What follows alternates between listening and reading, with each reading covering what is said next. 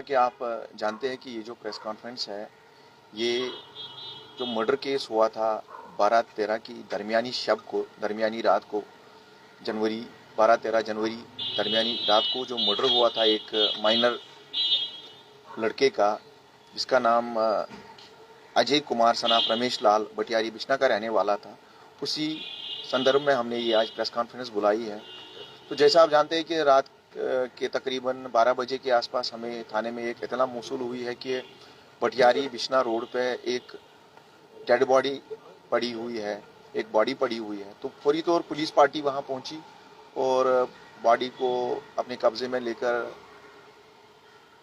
Hospital पहुंचाया गया। और जब इसकी पहचान की गई तो पहचान के तौर पर इसको अजय कुमार सनाफ रमेश लाल बिश्ना के तौर पर हुई, जो एज ए मेटाडर का कंडक्टर बाय प्रोफेशन था। तो फाइनली पुलिस स्टेशन में एक FIR number 4 under section 103 murder case register हुआ और इन्वेस्टिगेशन एसएचओ बिश्ना की क़यादत में शुरू की गई। तो फाइनली टेक्निकल एनालिसिस और जो ह्यूमन इंटेलिजेंस था, दोनों का इस्तेमाल करते हुए कुछ सस्पेक्ट्स को आइडेंटिफाई किया गया। तो फाइनली उन सस्पेक्ट्स को दर दबोचने के लिए पुलिस ने अपनी मुख्तलिफ पार्टीज कुछ जगहों पर रवाना की। जम्मू, जो साथ में सांबा के भी कुछ एरियाज हैं, वहाँ भी हमारी पार्टीज गई, रेड्स हुई और 3 जो इसमें एक्यूज्ड थे, मुलजिम थे, फाइनली हम उनको गिरफ्तार करने में कामयाब हुए, जिनकी पहचान अनमोल शर्मा, जिसकी उम्र तकरीबन 24 साल है, सनाब गणेश दास आरो जक सांबा का रहने वाला है। दूसरा निखिल शर्मा, जिसकी उम्र तकरीबन 29 साल है, 29 ईयर्स, सनाब बावा दित्ता शर्मा जक सांबा का रहने वाला है। और तीसरा जो इनका साथी था, उसकी पहचान निशांत चौधरी सनाब पुरुषोत्तम पाल, जो विजयपुर सांबा का रहने वाला है। तो फाइनली हम इनको दर दबोचने में, अरेस्ट करने में कामयाब हुए और फाइनली इनके साथ जब क्वेश्चनिंग हुई, डिटेल में इनसे बात हुई, तो फाइनली इन लोगों ने कन्फेस किया कि ये इस मर्डर में शामिल थे और इन्हीं ने ये जो ग्रूसम मर्डर था अंजाम दिया है।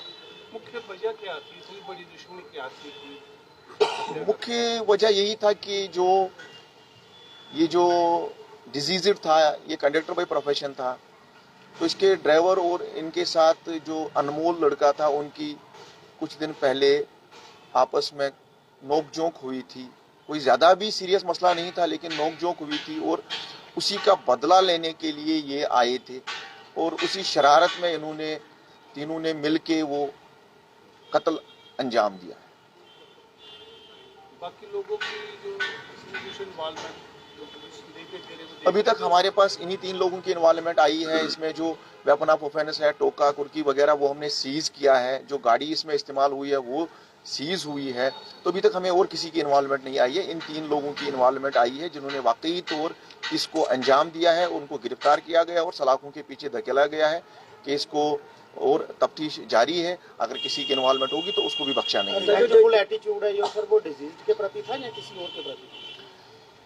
देखा जाए तो जो इसके ड्राइवर थे उसके प्रति था, उसने झगड़ा किया था, क्योंकि जो उसका ड्राइवर था गाड़ी का, उसके प्रति बेसिकली ये लड़ाई वड़ाई हुई थी, दुश्मनी उसके प्रति थी।